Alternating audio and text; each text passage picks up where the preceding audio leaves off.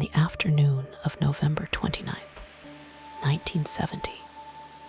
The atmospheric conditions in the Isdal Valley, near Bergen, Norway, were typically austere. The region, known locally as the Ice Valley, is characterized by its steep, rocky terrain and dense vegetation, factors that limit casual foot traffic during the colder months. At approximately 1:15 in the afternoon, a university professor and his 2 young daughters were navigating a path along the northern slope of Mount Ulriken. According to the statements later filed with the Bergen police, the group noted a peculiar scent in the air, distinct from the damp earth and decaying foliage typical of the season. The odor was acrid and unmistakable, later described in clinical reports as the scent of burning organic material.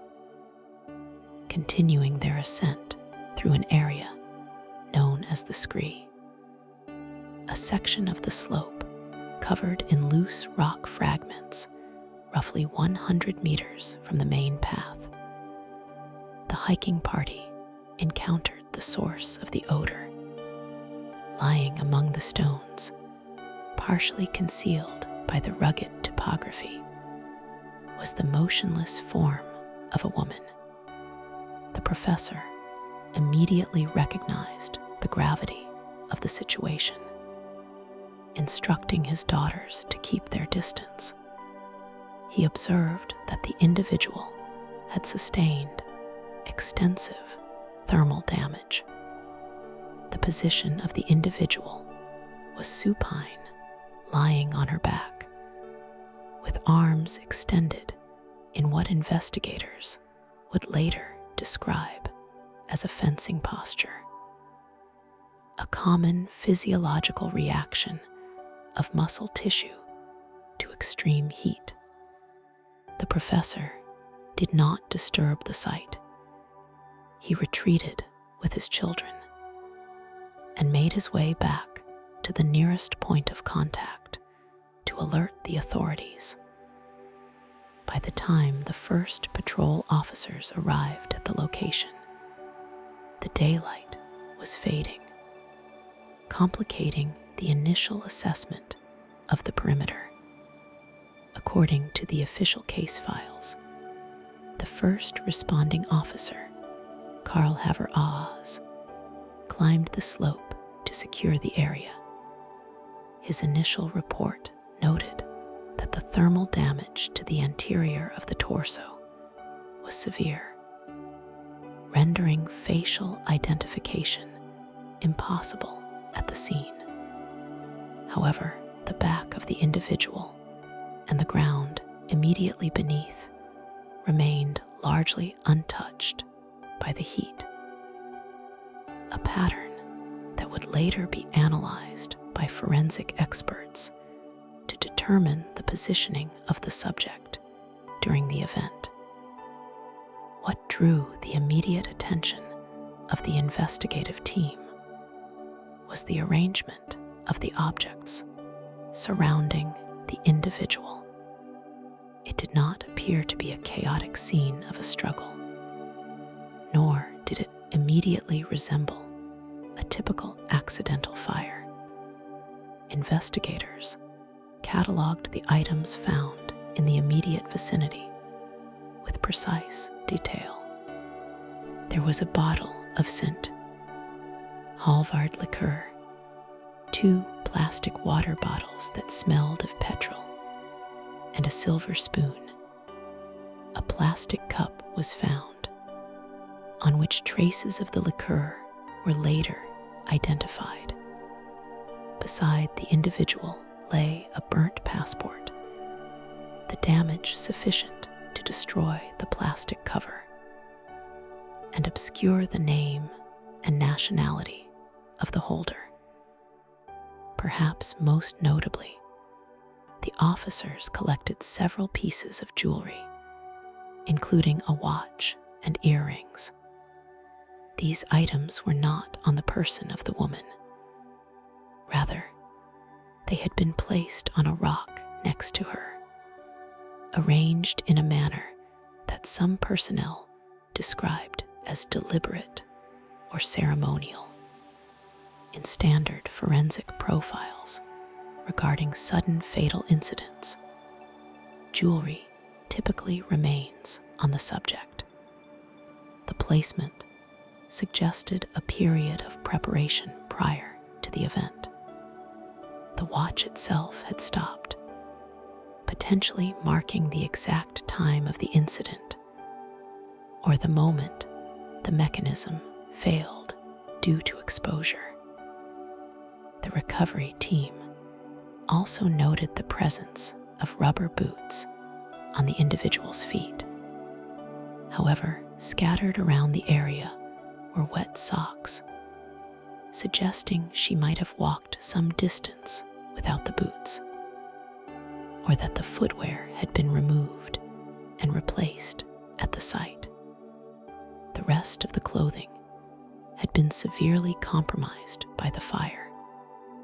The initial sweep of the area yielded the remnants of a paper bag from a local store and a matchbox, but no purse, no wallet, and no identification papers were intact.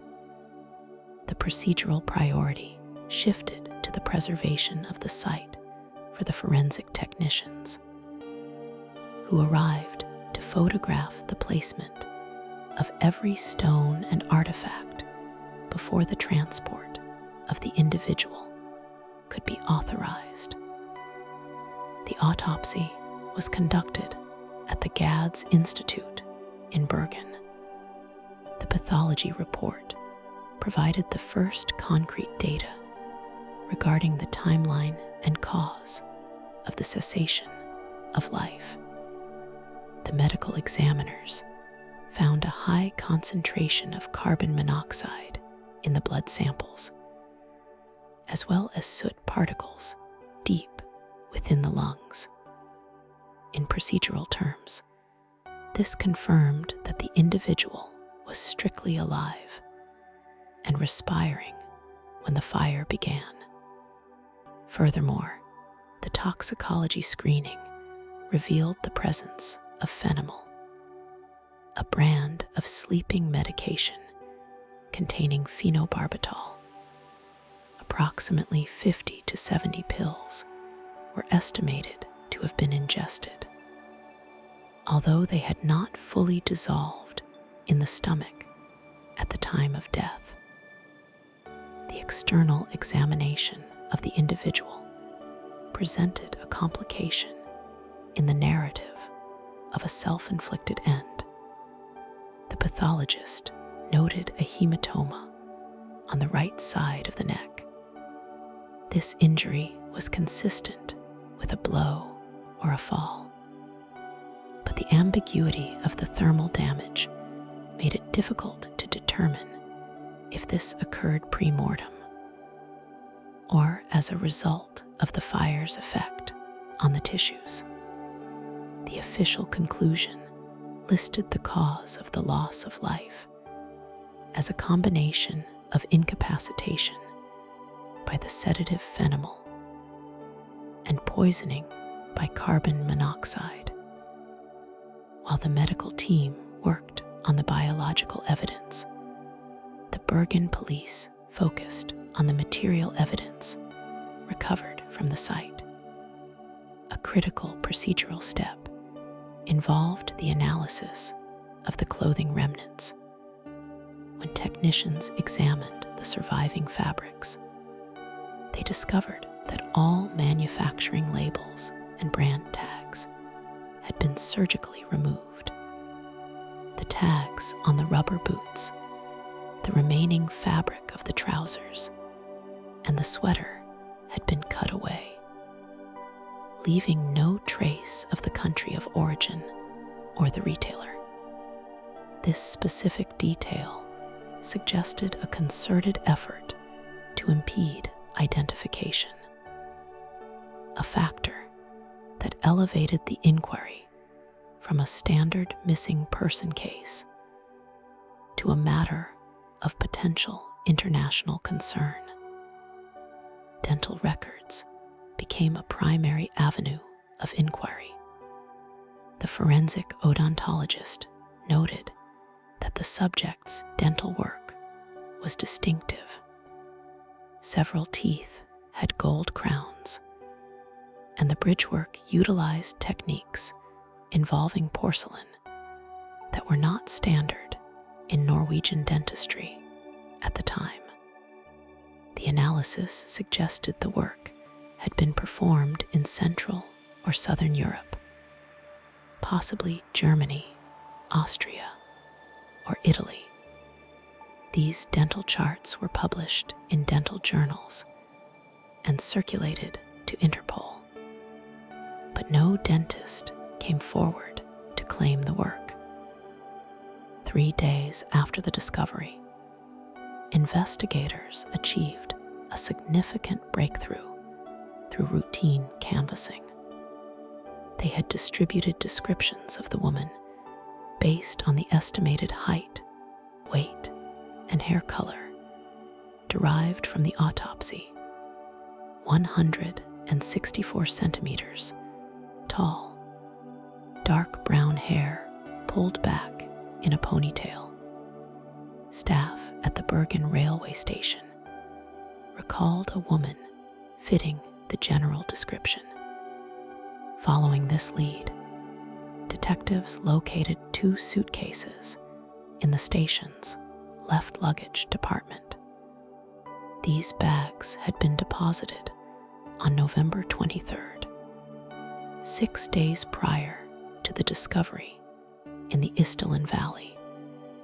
A forensic link was established when technicians dusted the suitcases and successfully lifted several prints from a pair of sunglasses found within.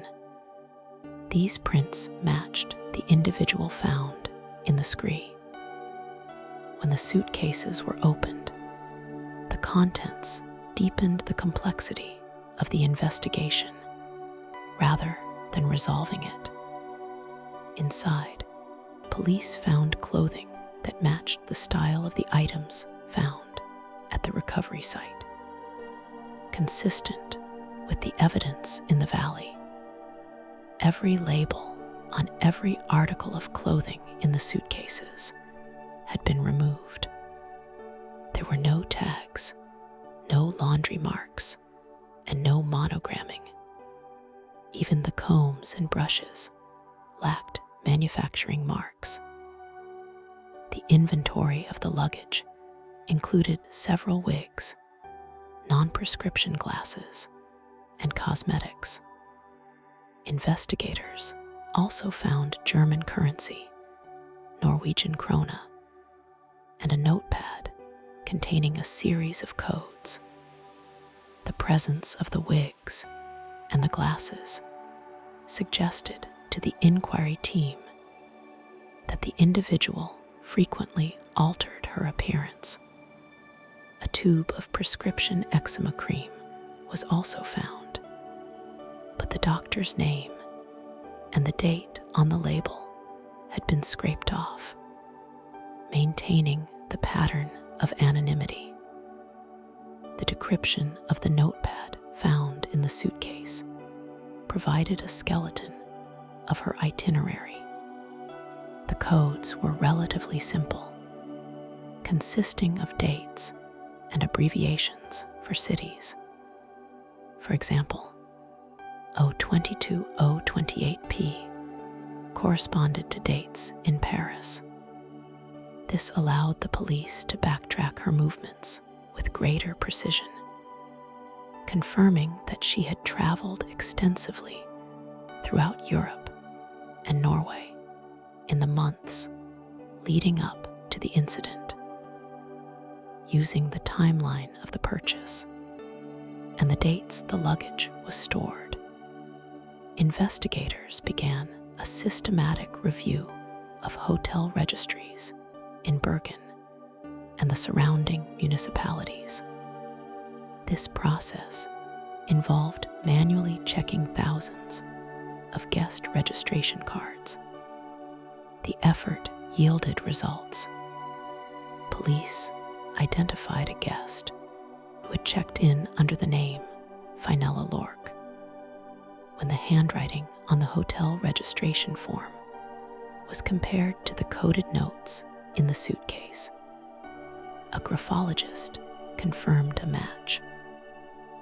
Further analysis of hotel records across Norway revealed a pattern of travel that was erratic and extensive. The woman had stayed at various hotels in Oslo, Bergen, Stavanger, and Trondheim. In each instance, she used a different identity. The names recorded included Genevieve Lancier, Claudia Tilt, Vera Jarl, and Alexia Zarnamersch. The passports used to verify these identities appeared to be Belgian, Swiss, and French. Yet, inquiries with the respective embassies revealed that these identities were fraudulent. The passport numbers were non-existent, and the addresses provided on the registration forms led to empty lots or false locations. The timeline constructed by the investigators showed the woman moving rapidly between cities, often changing hotels within the same city for no apparent reason. According to witness statements from hotel staff, she kept to herself, often requested to change rooms to ones with balconies, and appeared vigilant. At the Hotel Hortehamen, where she stayed shortly before the incident, one maid reported seeing the woman moving furniture against the door, specifically pushing a heavy armchair against the entrance, suggesting a fear of entry. A specific lead regarding the rubber boots provided a geographic anchor point. A plastic bag from a shoe store in Stavanger led detectives to interview the staff there. The shop assistants, specifically the son of the owner, recalled the woman. He described her as speaking English with an accent they could not place, possibly German or French. She had purchased a pair of blue rubber boots, the same boots found on the individual in the valley. The transaction date aligned perfectly with the timeline constructed from the coded notepad, placing her in Stavanger prior to her arrival in Bergen. As the procedural investigation continued through December 1970, the authorities struggled to classify the nature of the event. The context of the Cold War loomed over the proceedings. Norway, a NATO member sharing a border with the Soviet Union, was a hotbed of intelligence activity. It was noted that her itinerary often coincided with trials of new military technology in Western Norway, specifically the testing of the Penguin anti-ship missile. The woman's behavior, the wigs, the aliases, the anti-surveillance techniques observed by hotel staff led the Norwegian security police, the POT, to open a parallel file. However, records indicate that the security services denied any knowledge of the woman or any operation she might have been involved in. The interaction between the local Bergen police and the National Security Services was marked by a rigid compartmentalization of information. Adding to the complexity was a witness account that emerged during the timeline reconstruction. A 26-year-old man reported seeing a woman matching the description in the Isdal area 5 days before the discovery of the remains. He described her as appearing terrified and dressed lightly for the terrain. He stated that as they passed each other, she opened her mouth to speak, but then appeared to check herself as two men in dark coats, following close behind her, came into view. The witness claimed that the police at the time advised him to forget the encounter, a procedural decision that later fueled speculation regarding the suppression of leads.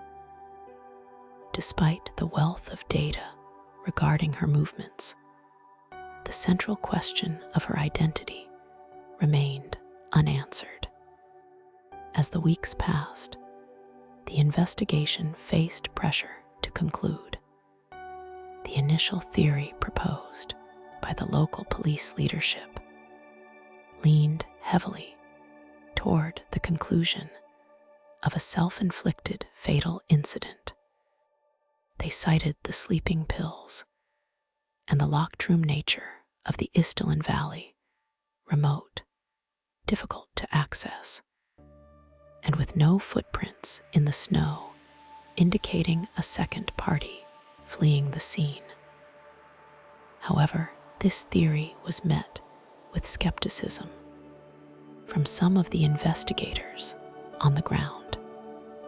The lack of a water source to swallow the large quantity of dry pills was a procedural inconsistency. The position of the body and the fire damage required a level of planning and execution that seemed at odds with the typical profile of such cases. Furthermore, the remote location of the discovery site posed a logistical question. The site was not easily accessible, especially for someone not dressed for hiking. The autopsy indicated the woman had not consumed a meal for several hours. Yet, she had the physical stamina to climb the scree. The timeline of her last sighting was hazy. She was last seen alive, checking out of the Hotel Hortehamen on November 23rd. Between that date and the discovery on the 29th, there was a gap of 6 days where her whereabouts were completely unaccounted for. The keys to the luggage lockers were not found on her person, but were located at the railway station, suggesting a break in the chain of custody for her possessions. The absence of the passport's identification page burned away while the cover remained, suggested a targeted destruction of evidence that implied a highly rational state of mind, or the intervention of a third party. By the end of December 1970, the case file had grown to encompass hundreds of pages of witness statements, forensic reports, and international telex communications. Yet the woman remained an enigma. The Isdal Woman became a placeholder name in the absence of a verified civil identity. The procedural limitations of the era meant that once the immediate leads of fingerprints and dental records were exhausted, the investigation relied heavily on the hope that someone would recognize the composite sketch released to the media. The Interpol Black Notice circulated through police forces in Europe, North Africa, and the Middle East, but yielded no success. The burial of the individual took place on February 5th, 1971. It was a Catholic service, chosen based on the assumption of her origin and a faint connection to a saint's name jotted on a registration form. The attendees were not family, but 18 members of the police force. The location of the grave at Mollendale Cemetery was recorded, but the marker was left anonymous. Crucially, the remains were placed in a zinc-lined coffin.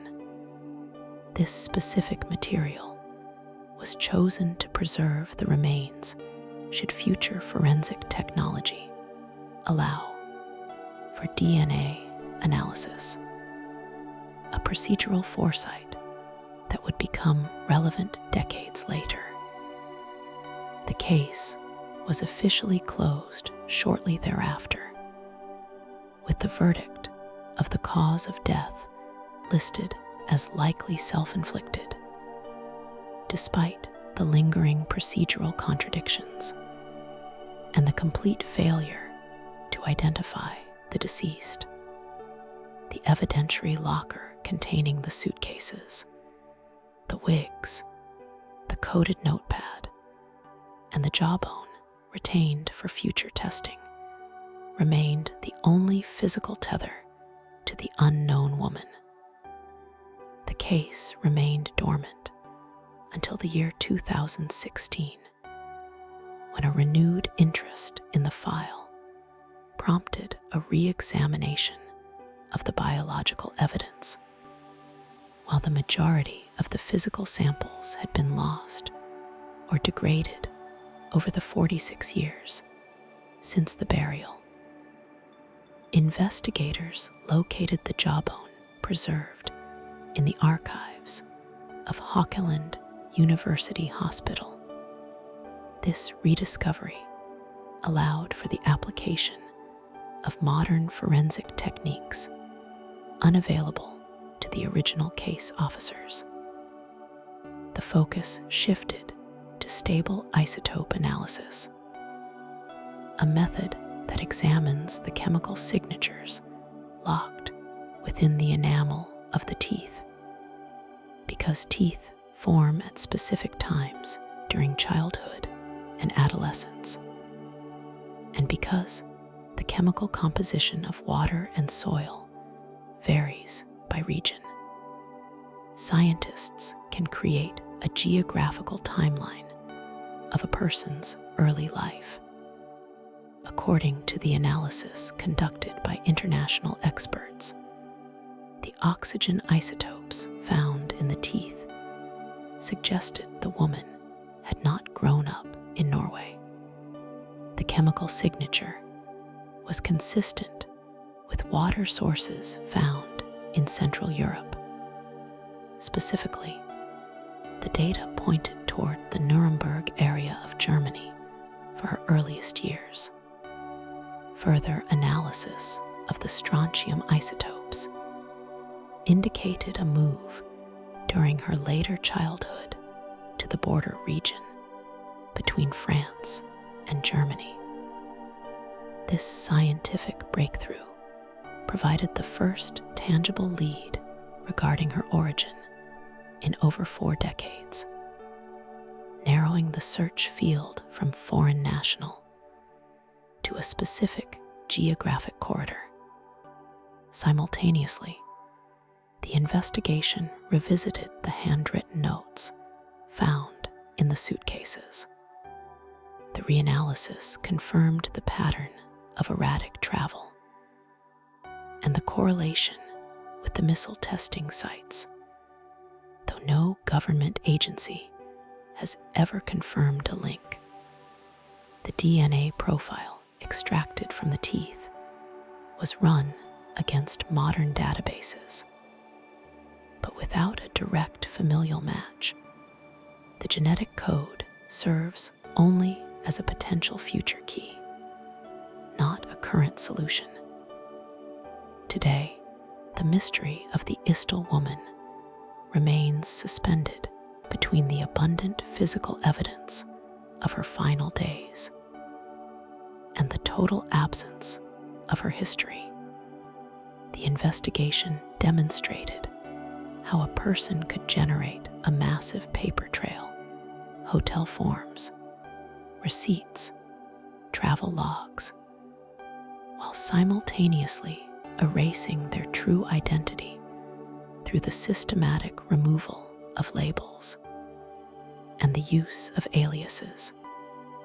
The failure to identify her is not a failure of collecting evidence, but a failure of connecting that evidence to a verifiable external record. The timeline of the Isdal Woman case has extended far beyond the initial projection of the 1970s police force. What was once a local procedural matter in Bergen has become an international forensic puzzle, waiting for a single data point to bridge the gap between the unidentified woman in the zinc casket and a person who once existed with a name, a history, and a reason for being in the ice-covered valley.